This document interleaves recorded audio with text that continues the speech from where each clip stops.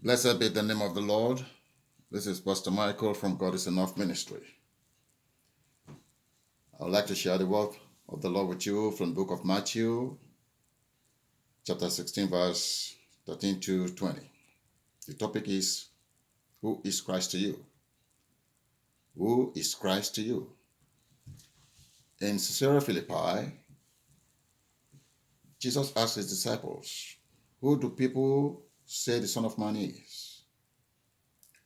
They replied that some called Jesus John the Baptist, some called him Elijah, some call him Jeremiah, and even some say he's one of the prophets.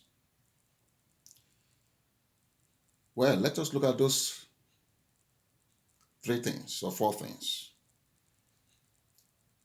Herod suspected he was John the Baptist, resurrected. You can find that in the book of Matthew, chapter 14, verse 2. As Elijah, because some of Jesus' miracles were similar to that of Elijah, you can find in the first book of Kings, chapter 17, verse 9 to 16, where Elijah performed miracle to the widow of Zarephath. Elijah told her that flour jar shall never go dry or become empty, and her oil jug will never run dry until God sent rain to the land. In Matthew 14, verse 13 to 21, Jesus fed 5,000 people with 5 loaves of bread and 2 fish, and several other miracles that were performed led people to believe that Jesus was the fulfillment of Elijah's promised return.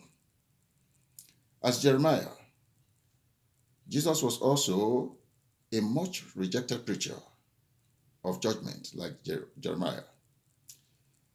And some of the people, because the expectation of a long series of prophetic forerunners, because of that, they called Jesus one of the prophets. But what about you? Jesus asked his disciples, who do you say I am? You, as a disciple of Christ today, who do you say Christ is? The understanding of Christ as to the Son of God in the minds of the disciples, again and again, is with a deeper level of comprehension, but always with a mixture of apprehension. Simon Peter answered Jesus Christ, you are the Messiah, the Son of the living God. We are going to underline the word Messiah and the Son. Messiah, the disciples' understanding of Christ as the Son, or rather, the understanding of Christ's nature as the deliverer. The nature of his messiahship was hindered by their own expectations, but now it has been revealed unto Peter.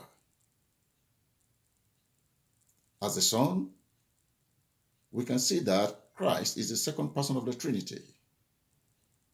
Therefore, here, the Father initiates, the Son implements, and the Holy Spirit empowers.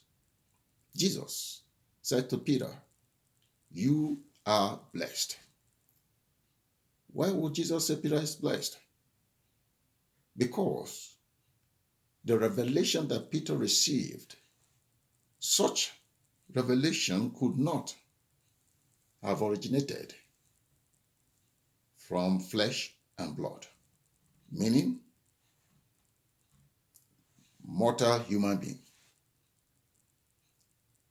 Therefore, indeed, no one knows the Son except the Father. And the Father is also revealed in the Son. You can read that in the book of Matthew 11, verse 27. For the first time ever, Jesus called Simon, the son of Jonah, Peter, meaning rock, on which Christ Church would be what?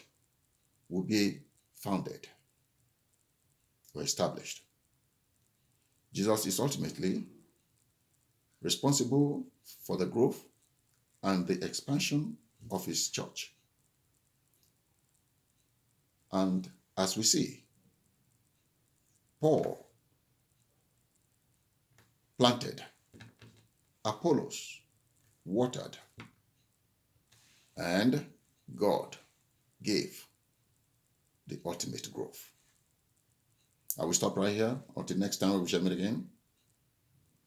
Remember, God is enough for you. And please stay blessed. Thank you.